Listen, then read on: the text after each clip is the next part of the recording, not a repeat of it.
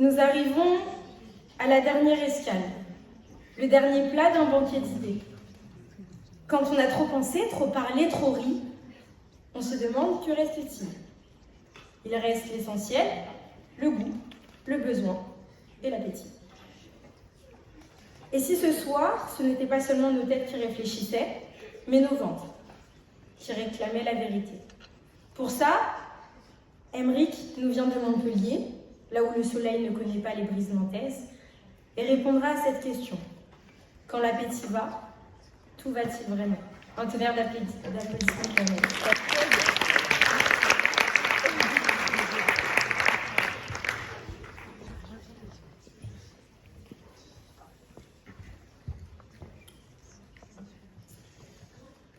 Longtemps, il y a longtemps, en des âges dont les témoignages n'ont presque jamais été trouvés, l'humanité s'employait à la difficile tâche de sa survie. Des peuples entiers furent perdus en combattant leur ennemi primordial, la faim. Cependant, en ces temps troublés, quelques êtres d'exception se démarquaient en infligeant à leurs âmes des tourments particuliers. Cernés par les épreuves pour subvenir à leurs besoins, ils cherchaient désespérément la réponse à une question. Une énigme que, depuis la nuit de leur temps, nombreux s'étaient déjà posés, mais nul n'était parvenu à résoudre. Chaque jour, ils observaient, affligés, leurs congénères répéter inlassablement les mêmes tâches. Chaque jour, se brisant leur corps, à devoir chasser l'animal à la sueur de leur front pour se repaître de sa viande, ou travailler durement la terre à la force de leurs bras pour en cueillir les fruits. N'ayant comme désir que d'avoir leur prochain repas, persuadés que c'est tout ce dont ils avaient besoin, convaincus que, quand l'appétit va, tout va. Vraiment. Travailler, manger, s'endormir, se réveiller et travailler encore, dans un cycle sans fin, avec chaque jour efforts et souffrances. Pour ces êtres en questionnement, leurs congénères ne leur paraissaient pas différents des animaux, que seule la mort délivrerait des douleurs que leur imposait une nature déjà hostile et indomptable. Chaque jour, ils se demandaient pourquoi. Quel était le but de ces souffrances, de cette présence, de leur présence?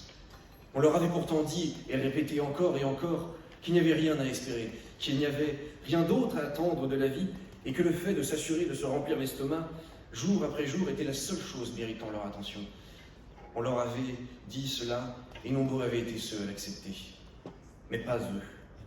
Il devait bien y avoir quelque chose d'autre. Il fallait qu'il y ait quelque chose d'autre. Une raison à tout cela. Quand l'appétit va, tout va. Telle est l'une de nos devises, fièrement ancrée dans la culture française, qui s'est fait le devoir dans son histoire d'apporter une attention toute particulière au plaisir de la table, à la bonne chère et à la gastronomie. Nous avons ritualisé et sophistiqué le fait de manger. C'est devenu une convention solennelle que nous apprécions et respectons. Rien d'étonnant donc à ce que nous aimons à dire que tant que nous avons de quoi nous sustenter, alors tout va pour le mieux. Cependant, ce soir, vous m'entendrez m'éloigner de cette maxime, la refuser. Car en effet, comment pourrait-on se limiter à cela? C'est comment pourrait-on se satisfaire de cela? C'est oublier la singularité de l'être humain, c'est oublier sa grâce, c'est oublier sa grandeur. On ne bâtit pas des monuments en ayant pour objectif que notre repas du soir, pas plus qu'on ne parvient à se soucier de la dignité d'autrui en ne voyant en lui qu'un concurrent auquel il faut laisser vivre. Croyez-vous qu'on ne nourrit les individus qu'avec du pain? Croyez-vous qu'on érige des tours Eiffel en ne se souciant que de se remplir la panse? C'est oublier qu'il y a à nourrir le plus important des organes, l'âme. Dites-moi, quelle est votre inspiration? Quelle est la quête de votre vie, votre rêve? Où allez-vous chercher votre exaltation? Quelle est la raison pour laquelle vous vous levez tous les matins, vous vous battez et faites des efforts? Si ce n'est que pour avoir à nourrir votre corps, alors vous avez le cœur bien vide. Rassurez-vous, j'ai beau ici avoir l'air accusateur, je n'étais pas plus avancé que vous, il n'y a de cela pas si longtemps. Mais quelques petites choses m'ont inspiré, m'ont ému, et me faisaient penser que nous étions capables de plus, que nous étions plus. Incapable de précisément nommer ce que ces choses avaient en commun, c'est finalement en observant le spectacle du ciel, de la bannière étoilée une nuit, qu'une phrase me revint en tête. Le beau sauvera le monde. Cette phrase m'avait obsédé, m'avait fasciné, jusqu'à finalement comprendre ce soir ce à quoi son auteur faisait référence, ce qu'il voulait nous dire.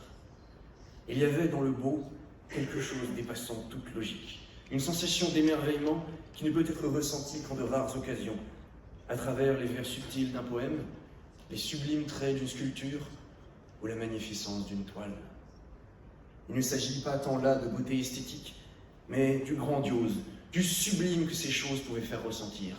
Et la capacité à cet acte créateur et mystérieux contient l'espoir, même faible, que malgré les défauts de l'humain, malgré qu'il ne soit grandement composé que d'instincts primaires ne le guidant qu'à se nourrir, il puisse y avoir en lui, caché dans les tréfonds de son âme, une lueur de génie, une lueur de grâce, de grandiose, de divinité.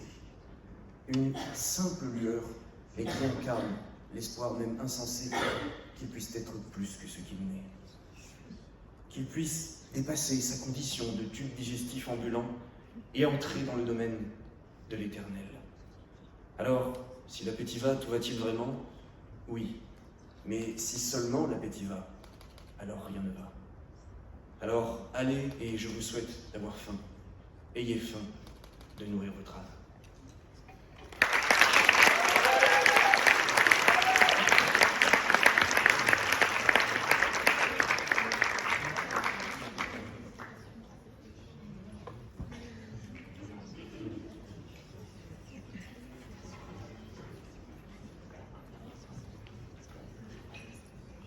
Bon, j'espère, Aymeric, que vous ne détesterez pas après la question, mais voilà, vous nous avez parlé de nourriture spirituelle, artistique, de transcendance, hein, si j'ai bien saisi votre propos, et puis de poèmes, de sculptures et de toiles.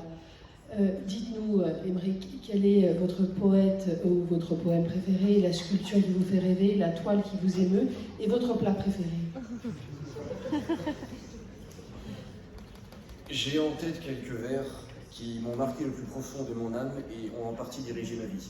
Nous sommes à la fin de Cyrano de Bergerac.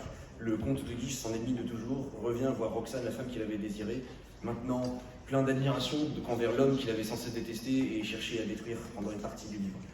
Il s'énonce en ces mots à Roxane, en parlant de Cyrano.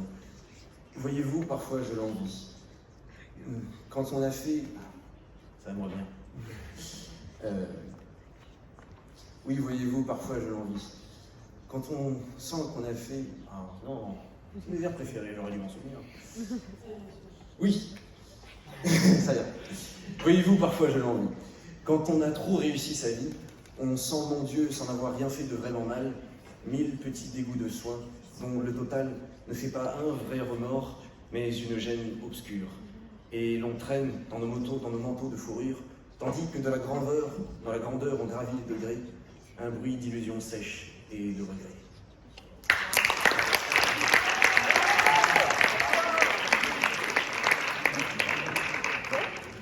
Quant au plat préféré, je n'en ai point, mais les seules choses les plus bonnes sont celles que je mange avec des amis.